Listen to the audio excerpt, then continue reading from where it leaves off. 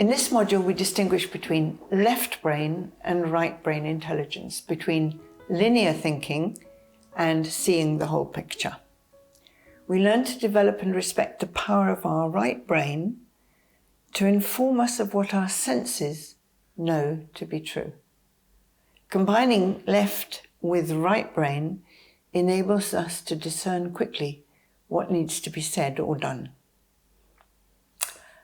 Nowadays, everyone's heard of emotional intelligence, first researched by Daniel Goleman, bless him.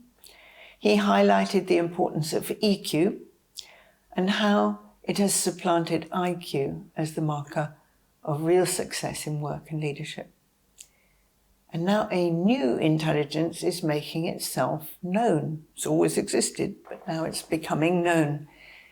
And this is sometimes identified as feminine intelligence or feminine energy, emerging because of the need to balance the linear strategies currently struggling to cope with the human realities of the crises we face.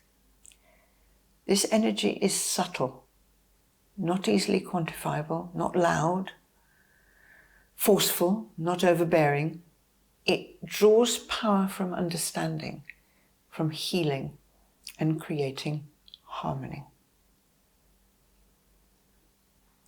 An example of how it would be is the posed calm conduct of female prime ministers during the pandemic. However, because it is available equally to men as it is to women, I do prefer to call it right brain intelligence. An increasing number of studies are demonstrating that in the same way that the left brain is categorical, the right brain takes a more global approach to what it perceives. Rather than dividing things into categories and making the judgments that separate the world, the right brain gives attention to the whole scene. Logical, causal reasoning is brilliant. It tells you how many cables you need for a suspension bridge and how thick they need to be. It stops you throwing a lighted match into petrol. It's also the underlying structure of all computer programs. When you put a new figure into a cell on a spreadsheet, it changes the figures in all the other cells. The structure of such reasoning is always, if this, then that. But here are some things it isn't good at. See what you think they are. Relationships. Ever tried explaining to your partner the logic of your position? Altruism. Choosing a career. Working out why you aren't succeeding with a task you care about. And resolving conflict. Luckily, the brain has two parts. The left brain is good at logical, causal, straight line reasoning. And the right brain is good at everything that isn't sequential, which is everything else. So when your left brain can't work something out, switch to the right. How? There are two ways to activate your right brain. Widen your focus. That is, instead of trying to work out a chain of cause and effect, simply look at the whole issue at once, which usually means putting a wider boundary around it than the one you have, the one you've been unwittingly using. Here are a couple of simple examples, and both true stories. A couple decided that they wanted to work from home, but the house wasn't big enough for them to each have a room to work in. They tried to find a bigger house nearby. They liked the area, but they failed. And when they widened the boundary of the issue, beyond the house, 3 possibilities popped up at once. One was build an office garden shed at the bottom of the garden. Secondly, buy the bottom bit of their neighbour's garden They knew he was very short of money, and build a shed there. And thirdly, rent a bit of a nearby field and put a caravan in it. So what they did was widen the focus. Another example, a company that made X-ray films was throwing away 90% of their film as it had flaws. You can't have a flaw on an X-ray, otherwise the patient might have an operation for the X-ray flaw. So they spent 3 years trying to solve the problem, even getting rid of the factory cat. The solution was to widen the focus from X-ray production to camera film production. With the cheap and simple process, the X-ray film could be made into high-quality ordinary film and sold as such. Bingo. Here's an exercise. Take an issue of problem you've been struggling with. On a piece of paper, write down, not a list, but randomly, all over the place, 5 things about the problem. Be brief. For example, bill won't cooperate, or fed up with commuting, or job doesn't pay enough. Draw a boundary around the ones that seem to go together. It might include all 5 thoughts. It might need 2 boundaries, or even 3. There might be some ideas left out on their own. Now add 2 more thoughts to the page. Do they belong inside any of your boundaries? If so, widen the boundary to include them. If not, then just leave them where you put them. Now add 2 more. 2 more thoughts. Either widen the boundary or boundaries to include them, or draw new boundaries so that, in the end, all your thoughts are included in one or more of the boundaries.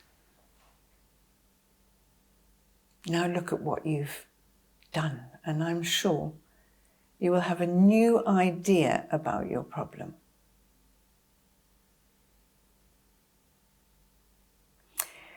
Here are 2 common realizations in this work. Solutions have emerged which you couldn't see when you were looking at the problem too narrowly, or you've really got 2 or 3 distinct problems and you've been trying to tackle them all together, all at once. It could be much easier to tackle them separately. So, second suggestion, use your intuition. Intuition is not like rational thinking, rational sequential thinking. When you have one, an intuitive thought, you just know.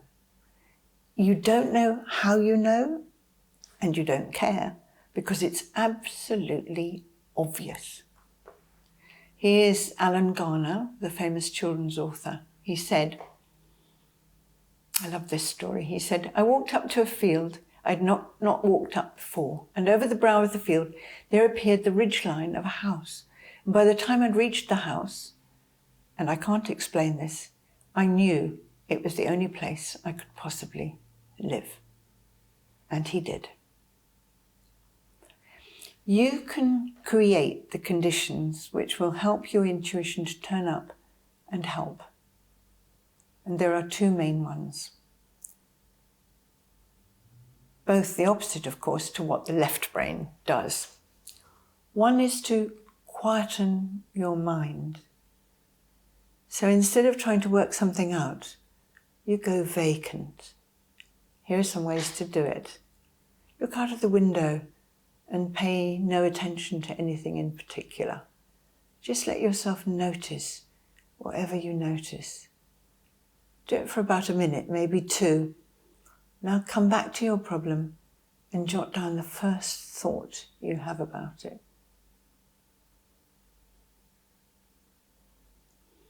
Bring your problem to mind for a few moments. Now notice how your body feels. Does your body feel nervous, unbalanced, strong, determined, trusting, wary? If your body felt sensation, If it's a surprise to you, then you can be sure it is useful information and reliable too. Jump to something completely different. For example, think of someone who's difficult for you. Might be someone at work who's stopping you doing what you want to do. Might be someone in your personal life. Now think, what kind of animal is he or she? A cow, a snake, or a mouse? They're all pretty different. If you burst out laughing, it's a sure sign that your intuition is telling you something. If that doesn't work for you, try what kind of musical instrument that person could be, or what kind of car. In the connection you've made between, say, Helen and a giraffe, or Richie and a bassoon, there will be a new idea. So these are all ways in which you can widen your perspective from the left brain to include the right brain. And in the course, we shall see examples of what happens when people do that. Thank you. There is one truth about any problem or dilemma which you are wrestling with and which you haven't been able to solve, that the way you're thinking about it isn't working. Most people, because of our education system, only use or only believe in their left brain. Using your right brain gives you, at the very least, a chance of solving your problem. And, as with everything in life, the more you practice it, the better you get at it. So I encourage you to use these exercises because, confrontational though they may feel at first, sooner or later, they will show you a way out of a really difficult problem which has been troubling you and which seemed intractable. Right brain intelligence includes empathy, compassion, collaboration, deep listening skills, the use of intuition, inclusivity, caring for the planet that sustains us, and replacing the notion of power over with the use of power with. For example, using mediation rather than negotiation to resolve conflicts. If we use these skills, the following will happen. Decisions will be made based on both data as well as intuition. Our interactions will be enlivened by both compassion and competition. Our workplaces will be enriched by both discernment and inclusivity. Listening will be valued as much as speaking in the boardroom and in the classroom. People will come to understand the value of the fundamental interdependence of all genders. Business, the law, politics, the media, the arts, all will be the better for the rebalancing impact of right brain intelligence. Most global leadership is based on the domination of power by the male. This is not about the actions of individual men, but a deeply entrenched and flawed system. It's based on the values of competition, control, and hierarchy, and it replicates itself again and again over time.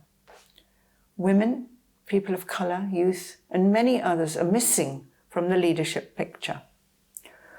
We now need new kinds of leadership to get us, to lead us to the emergence of different ideas and different outcomes. The right brain skill set is what we need. It includes many of those skills already discussed, including deep listening, compassionate communication, taming your inner critic, and using anger as a fuel rather than as an explosive device. So as participants in this course, you're off to a very good start. The age we're living through desperately needs people with the skills of right brain intelligence, and any one of us can develop them. But in order to do that, we have to wake up. Waking up means more than mindfulness or just meditation. It means staying highly aware of what's happening in the moment. That means not just what's happening to you, but what's happening to all of those around you. Albert Einstein said, "The intuitive mind is a sacred gift, and the rational mind is a faithful servant." We have created a society that honours the servant and has forgotten the gift.